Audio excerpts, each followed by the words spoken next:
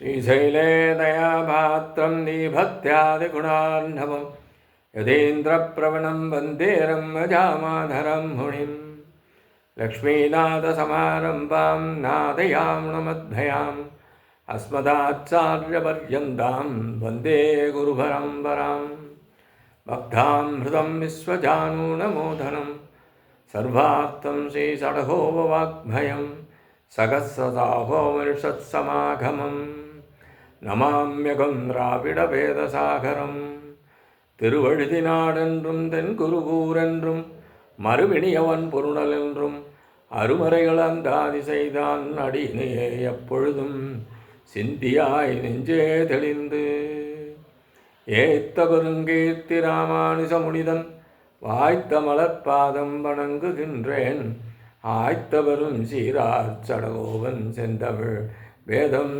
தரிக்கும் பெறாத உள்ளம் பெற எம்பெருமான் திருவருளாலே ஆச்சாரியன் அனுக்கிரகத்தாலே கடந்த பல தினங்களாக நம்மாழ்வார் அருளிச் செய்த திருவாய்மொழியினை நாம் அனுபவித்து வருகிறோம்.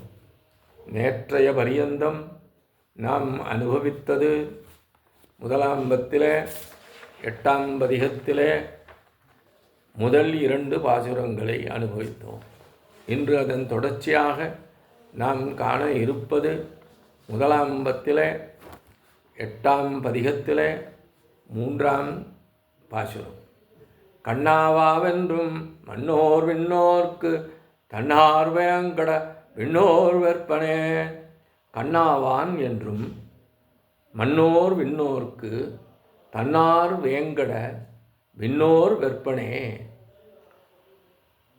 மன்னோர் நில உலகத்தோர், அவ்வாறு நம்போன்று இந்த உலகத்திலே வசிப்பவர்கள், விண்ணோர்க்கு விண்ணுலகத்தார்க்கும் நித்திசூரிகள் மற்றும் தேவர்களுக்கும் என்றும் கண்ணாவான், எப்பொழுதும் கண்ணாயிருப்பவன்.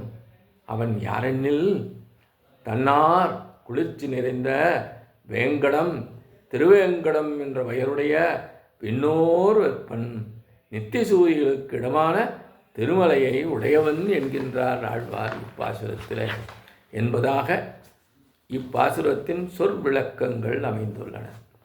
தற்பொழுது இப்பாசுரத்தின் முழு விளக்கத்தினை நாம் அனுபவிப்போம். சென்ற பாட்டிலே கூறியபடி நித்தியசூரிகளோடு செவ்வியனாய் பரிமாறுகை மட்டும் அல்லாமல் அங்கிருந்து நில உலகத்திற்கும் அவதரித்து அடியார்களின் விரோதிகளை அழித்து சம்சாரிகளுடன் பரிமாறும்படியாகவும் எம்பெருமான் உள்ளான் என்கின்றார் இப்பாட்டிலே.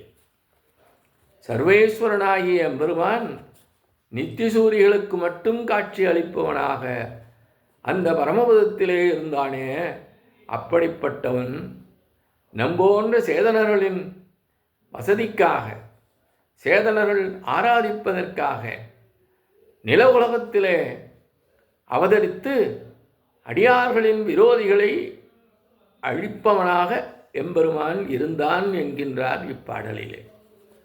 குளிர்ச்சி பொருந்திய திருவேங்கடம் என்னும் திருமலையிலே எழுந்தருளியிருக்கும் எம்பெருமான் விண்ணுலகத்தாருக்கும் நில உலகத்து உயிரினங்களுக்கும் எப்போதும் பற்றுக்கோடாக இருக்கிறான் என்கின்றார் இப்பாட்டிலே. திருவேங்கடமலையிலே மன்னோர் விண்ணோர் இருபாலரும் வசிக்கின்றார்கள். அவர்களுக்கு அங்கேயே நின்ற நிலையிலே எம்பெருமான் அருள் பாலிக்கின்றார். இரட்டை குழந்தைகளை பெற்றெடுத்த தாயார் அந்த 2 குழந்தைகளுக்கும் தாய்ப்பால் கொடுக்கும் விதமாக நடுவில் கிடப்பால். அதுபோன்று நித்தியசூரிகள் சம்சாரிகள் இருவருக்கும் ஒத்தபடி திருமுகம் காண்பித்து கடாட்சிக்கும் பொருட்டு திருமலையிலே நின்று அருளும் நீர்மையை இந்த பாசுரத்திலே எம்பெருமான் ஆழ்வார் அருளிச் செய்கின்றார். மன்னோர் என்பது லீலா விபூதி என்றும் விண்ணோர் என்பது நித்திய விபூதி என்றும், அதாவது பரமபதம் என்றும் நாம் அறிவோம். எல்லோருடைய பாபங்களையும் போக்குவதால் வேம் என்கின்றாரே பாவங்கள். வேங்கடம் என்ற திருமலைக்கு பெயர். திருமலைக்கு ஏன் வேங்கடம் என்பது என்றால், வேமென்றால் பாவங்களாம். அந்த பாவங்களை போக்கக்கூடிய அளவிலே திருமலையிலே எம்பெருமான் இருப்பதினாலே வேங்கடம் என்று திருமலைக்கு ஒரு பெயர் என்று பெரியோர் கூறுவர். மேலே உள்ளவர்கள் சிறிது தூரம் பயணம் எடுத்து வந்து சேரும்படியாகவே, கீழ் உள்ளவர்கள் சிறிது தூரம் சென்றும் சேரும்படியாகவும் எம்பெருமானாகிய சர்வேஸ்வரன் திருமலையிலே நிற்பதனாலேதான் தானோங்கி நிற்கின்றான்.